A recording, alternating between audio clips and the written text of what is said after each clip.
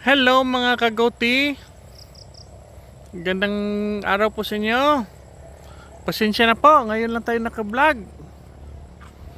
Kasi yung inyong lingkod ay sobrang busy. Mayroon tayong pinapatayo doon, oh. Doon, yan ang pinagkaabala natin ngayon. Ito po, dito yung mga kalabaw natin, oh. Yan, kalabaw natin. Yung baka natin nandoon. At itong tatlong tanda to guys, oh, itong plastic.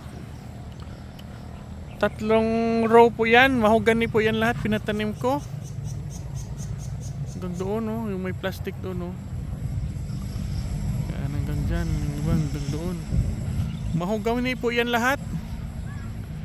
Yung tinanim natin, 4 pa lang pero padagdagan ko pa yan. About sa kambing natin, kasamang palad, mayroong sakit yung kambing natin ngayon.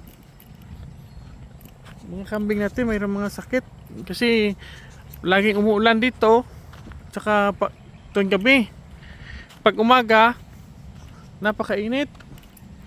Kaya nagdesisyon ako na magtanim na lang ng mga niyog dito, ito na area. Niyog po lahat ito. Yan, oh, mga niyog natin.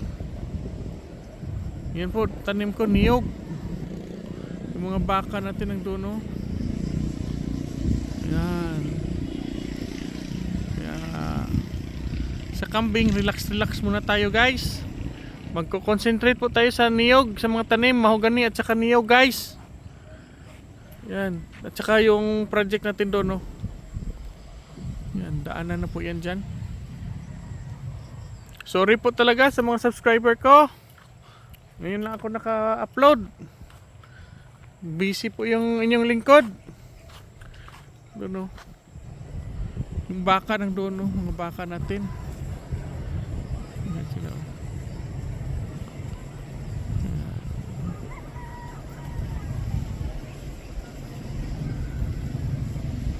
Yan po. Ang niyog natin mga 250 na punuan po ito. 250 pieces po na niyog yung tinanim natin. Yung ating mahogani nasa 300 pa lang na punuan tinanim natin. Ito po, yung kabila, sugarcane po dito. Katubhan. Ayan. Ito po yung daan na namin. Ito na po yung kambingan.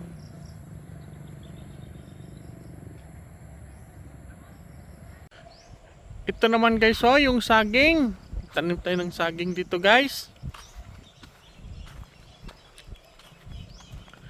Yan, mga saging po yan. Magplanting na po tayo. Pero yung kambing natin, nandyan pa rin. Ito kasi parati umuulan dito sa amin.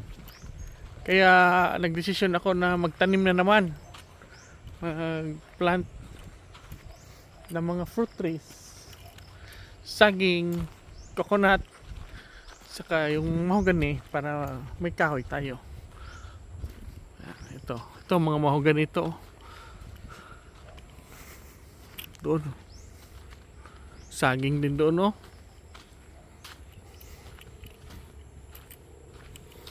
Pasensya na po kasi